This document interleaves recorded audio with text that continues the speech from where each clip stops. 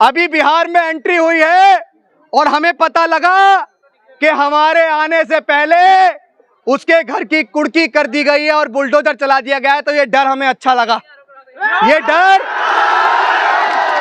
डर हमें अच्छा लगा। और जो लोग ये कह रहे हैं ना, इस परिवार के ऊपर जो दबाव कर रहे हैं कि फैसला कर लो, तो फैसला तो हमारी जूती भी नहीं करेगी, क्योंकि इस परिवार के साथ हम खड़े हैं। इस परिवार के ऊपर जो दबाव कर रहे हैं कि फैसला कर लो, तो फैसला तो हमारी जूती भी नहीं करेगी, क्योंकि इस परिवार के साथ पूरा देश का फूले अंबेडकरी आंदोलन को चलाने वाला हर एक व्यक्ति खड़ा है। और बिहार में अब एंट्री हो गई है तो आना जाना लगा रहेगा। और मैं यहां पे जितने भी हमारे परिवार रहते हैं, सबसे कहना चाहूंगा कि किसी से घबराने की और डरने की जरूरत नहीं है। आप सम्राट अशोक के वंशज हैं। हमें डॉक्टर अंबेडकर ने संविधान पकड़ाया, लेकिन हमारे हाथ में कभी तलवार भी थी, इस बात को याद रखना।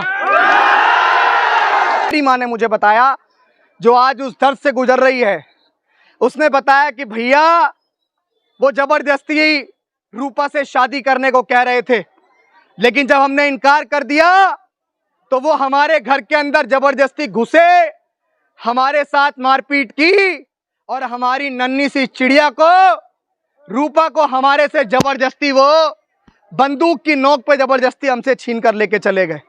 अभी मुझे बताया कि डर का माहौल है, तो डर के माहौल की बात तो ऐसी है कि अभी बिहार में एंट्री हुई है तो ये हुजूम देख लो। बताओ भाई एक बार, अभी छठी का दूध याद दिला देते, लेकिन अपनी बहन को बनने नहीं देते। और जिस बात को हम कहने आए हैं वो बात जाति राजी खुर्शी और ये देखिए तक जाना चाहिए कि जो लोग संविधान को हाथ में लेकर चल रहे हैं वो अपनी बहन बेटियों की इज्जत आबरू के लिए सम्राट अशोक की तलवार भी हाथ में उठा सकते हैं, इस बात को याद रखना। अब मैं आपसे पूछना चाहता हूं बिहार के लोगों, मैं आपसे पूछना चाहता हूं मुजफ्फरपुर के लोगों, क्या इस देश में हम लोग मरने के लिए पैदा हुए हैं? क्या इस देश में हम अपनी बहन बेटियों की इज्जत आबरू को लुटवाने के लिए पैदा हुए हैं? हाँ देख, अगर किसी को ये भ्रम हो चुका है कि वो बिहार के अंदर हमारी बहन बेटियों का शोषण करेंगे, हमारी बहन बेटियों की इज्जत आबरू लूटेंगे, उनके साथ जघन्य अपराध करते हुए उनकी हत्या करेंगे, तो इस बात को याद रखना, यहाँ के जातिवादी गुंडों और हरामखोरों, कि हमारा समाज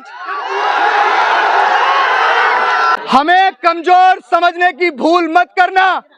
हम तो वो हैं जिन 500 ने अपने साथ हुए जातिगत अन्याय का बदला लेते हुए भीमा कोरे गांव में 28,000 को भगा भगा के मारा था, इस बात को याद रखना।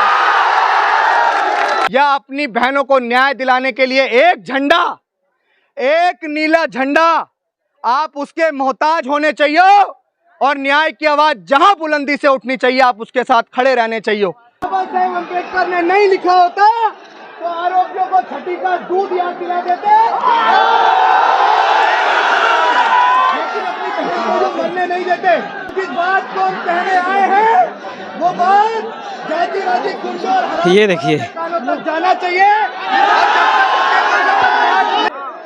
हमारा मार्च चल रहा था, हम मुंबई के अंदर थे, हम लोग महाराष्ट्र के अंदर थे, लेकिन यहाँ इस जिले में, इस प्रदेश में आने को इसलिए मजबूर हुए क्योंकि बिहार का शासन प्रशासन ये भूल चुका है कि जो लोग संविधान को हाथ में लेकर चल रहे हैं वो अपनी बहन बेटियों की इज्जत आबरू के लिए सम्राट अशोक की तलवार भी हाथ में उठा सकते हैं, इस बात को याद रखना। अब मैं आपसे पूछना चाहता हूं बिहार के लोगों, मैं आपसे पूछना चाहता हूं मुजफ्फरपुर के लोगों, क्या इस देश में हम लोग मरने के लिए पैदा हुए हैं? क्या इस देश में हम अपनी बहन बेटियों की इज्जत आबरू को लुटवाने के लिए पैदा हुए हैं? हाँ देखिए ना, इससे बड़ा शर्म का कोई विषय हो सकता है कि इस घटना को हुए 1 हफ्ते से ज्यादा होने वाला है, लेकिन आरोपी अभी तक गिरफ्त में नहीं है। अब आप मुझे बताइए कि अगर किसी एसपी, किसी डीएम, किसी कलेक्टर, किसी नेता अधिकारी की बेटी के साथ ऐसा हुआ होता सकते हो क्या अपराधी अभी तक गिरफ्त में नहीं होता? मैं यहाँ की सरकार से विनम्रता पूर्वक आप सबके भरोसे इस बात को कहना चाहता हूं कि डॉक्टर बाबा साहेब अम्बेडकर के मानने वाले लोग पूरे विश्व और पूरे देश के अंदर रहते हैं। अगर किसी को यह भ्रम हो चुका है कि वो बिहार के अंदर हमारी बहन बेटियों का शोषण करेंगे, हमारी बहन बेटियों की इज्जत आबरू लूटेंगे, उनके साथ जघन्य अपराध करते हुए उनकी हत्या करेंगे, तो इस बात को याद रखना यहाँ के जातिवादी गुंडों और हरामखोरों कि हमारा समाज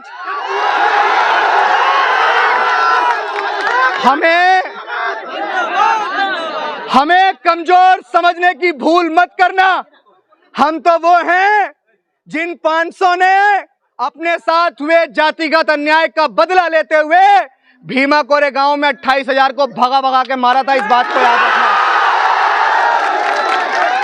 मैं यहां के लोगों से कहना चाहता हूं, मैं पीड़ित परिवार से अभी मिला और उसने अपने साथ हुए जघन्य अपराध को बताया कि 45 साल का एक अधेड़ उम्र का आदमी, उसके घर में भी बेटियां होंगी, उसके घर में भी बहनें होंगी, उस अधेड़ उम्र के आदमी ने एक 14 साल की मासूम बच्ची जो अभी पूरी तरह से समझदार भी नहीं हुई थी, उस बच्ची के साथ जबरदस्ती शादी करने का इस परिवार के ऊपर दबाव डाला। उसकी मां ने मुझे बताया, मेरी मां ने मुझे बताया, जो आज उस दर्द से गुजर रही है, उसने बताया कि भैया वो जबरदस्ती रूपा से शादी करने को कह रहे थे, लेकिन जब हमने इनकार कर दिया तो वो हमारे घर के अंदर जबरदस्ती घुसे, हमारे साथ मारपीट की और हमारी नन्ही सी चिड़िया को, रूपा को हमारे से जबरदस्ती वो बंदूक की नोक पे जबरदस्ती हमसे छीन कर लेके चले गए।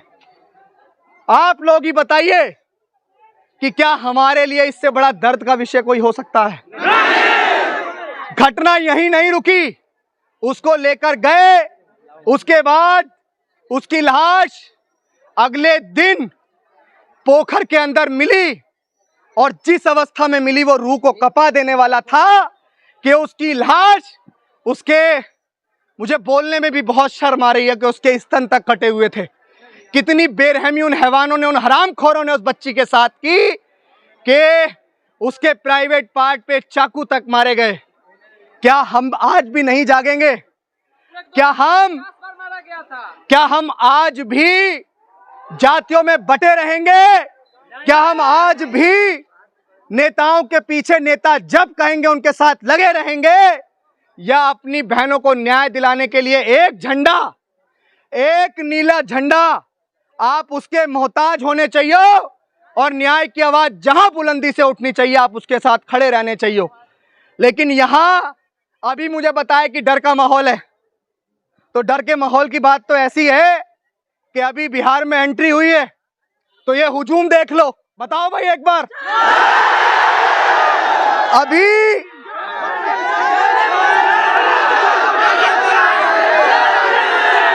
सुनो, अभी बिहार में, सुनो, अभी बिहार में एंट्री हुई है, अभी बिहार में एंट्री हुई है और हमें पता लगा कि हमारे आने से पहले उसके घर की कुर्की कर दी गई है और बुलडोजर चला दिया गया है। तो ये डर हमें अच्छा लगा, ये डर हमें अच्छा लगा। और जो लोग ये कह रहे हैं ना, इस परिवार के ऊपर जो दबाव कर रहे हैं कि फैसला कर लो, तो फैसला तो हमारी जूती भी नहीं करेगी, क्योंकि इस परिवार के साथ हम खड़े हैं। इस परिवार के साथ पूरा देश का फूले अंबेडकरी आंदोलन को चलाने वाला हर एक व्यक्ति खड़ा है। और बिहार में अब एंट्री हो गई है तो आना जाना लगा रहेगा। और मैं यहां पे जितने भी हमारे परिवार रहते हैं सबसे कहना चाहूंगा कि किसी से घबराने की और डरने की जरूरत नहीं है। आप सम्राट अशोक के वंशज हैं। हमें डॉक्टर अंबेडकर ने संविधान पकड़ाया, लेकिन हमारे हाथ में कभी तलवार भी थी, इस बात को याद रखना।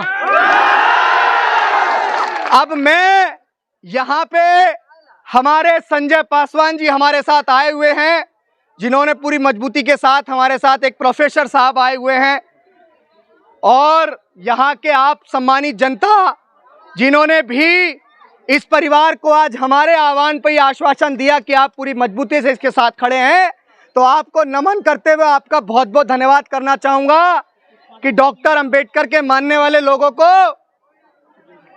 अब लड़ना आ चुका है। अब आपके माध्यम से प्रशासन से भी मैं अपनी बात करना चाहता हूं और रखना चाहता हूं।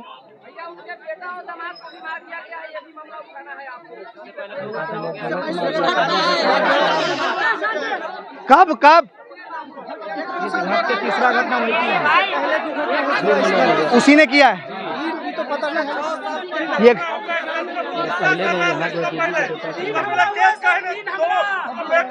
बेटा और दामाद के मार दिया, अपनी बेटी। आप ये देखिए कि अभी ये भी जानकारी मिली है कि इससे पहले इस परिवार के अंदर 2 घटना हो चुकी हैं। किसी के पास नंबर है यहाँ के डीएम का?